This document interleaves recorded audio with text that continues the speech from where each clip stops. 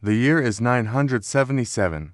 A girl named Thora stands in the longhouse of her father's enemy, her hands trembling as 6 armed men watch her climb into a bed she's never seen before. She is 12 years old.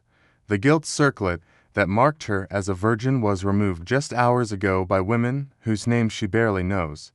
Outside this room, her father shakes hands with the man who killed her uncle 3 winters past. Inside this room, she waits for a husband she met for the first time yesterday. This is not a saga. This is not a legend embellished by poets seeking to glorify ancient heroes. This is documented Viking marriage practice, preserved in Icelandic legal codes that spell out exactly what happened when families needed to stop killing each other. The term sounds almost beautiful when you first hear it, peace bride. The Norse called them something else, something that translates roughly as peace pledge, a woman whose body would become the living contract between warring families. But there's nothing beautiful about what that actually meant. Because when two families had spilled enough of each other's blood that even Vikings grew tired of the violence, they didn't just shake hands and walk away. They bound themselves together with marriage. And the girl had no choice in the matter.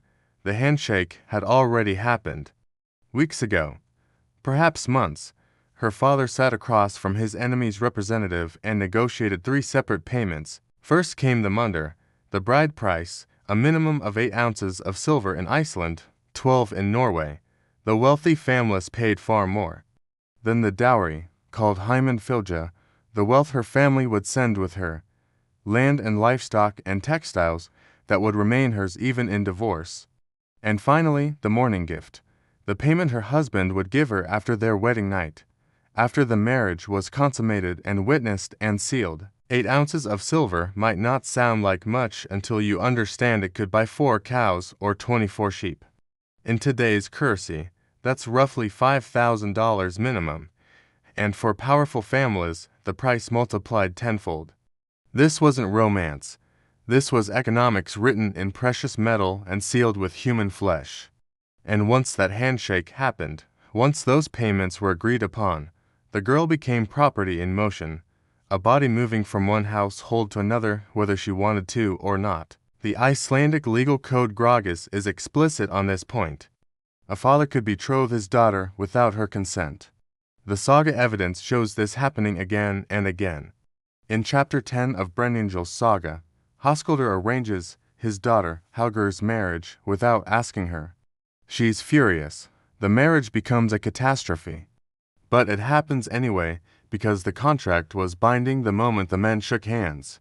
Now add the specific horror of the peace bride arrangement. This wasn't just any marriage. This was a girl being sent into the household of men who had killed her relatives. Her uncle, perhaps, her brother, her cousins.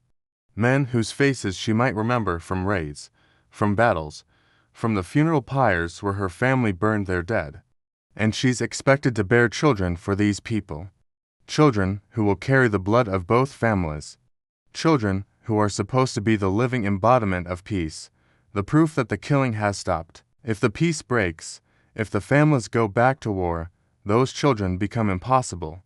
Do they fight for their mother's family or their father's? Do they avenge their mother's dead or honor their father's living? The girl herself becomes the same paradox. She's a hostage who isn't called a hostage. She's free by Norse law, but functionally imprisoned by duty. Her family's survival might depend on her staying silent when her husband takes concubines, when he strikes her once, twice, knowing that a third blow would give her grounds for divorce, without fearing that divorce means war. The Victorian scholar Jenny Jawkins coined the academic term for these arrangements in 1986, publishing her research in the journal Viator. She called them peace pledges. Anglo-Saxon literature uses an even more revealing phrase, peace weavers, women who through childbearing would weave together the blood of warring tribes. The metaphor is elegant. The reality was brutal as winter, because weaving requires a loom, and these girls were the threads being stretched and pulled and tied into patterns they never chose. Let's be specific about what happened in the days before the wedding. The girl was taken to a bathhouse by married women from her family. They stripped her completely. They removed her cranson, the gilt circlet or bracelet that marked her virginity, and placed it in a box to save for her future daughter.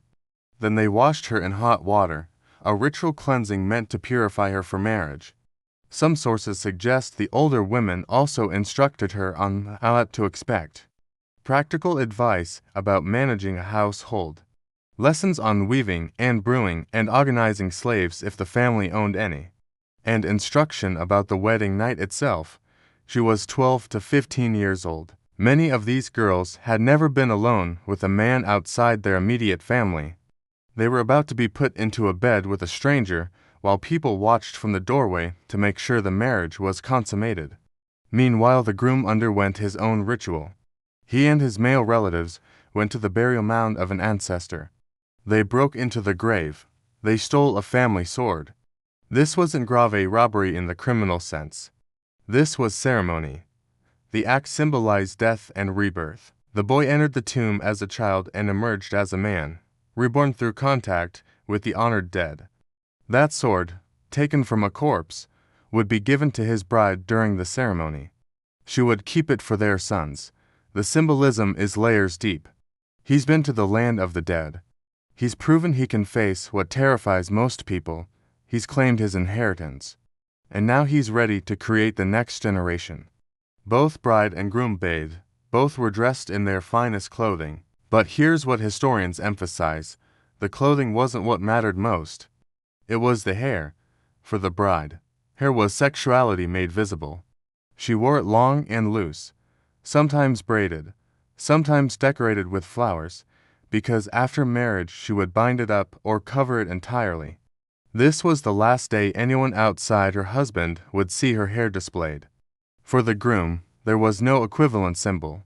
His transformation was internal, marked by the sword and the tomb, not by anything visible on his body. That tells you something about whose body was considered public property.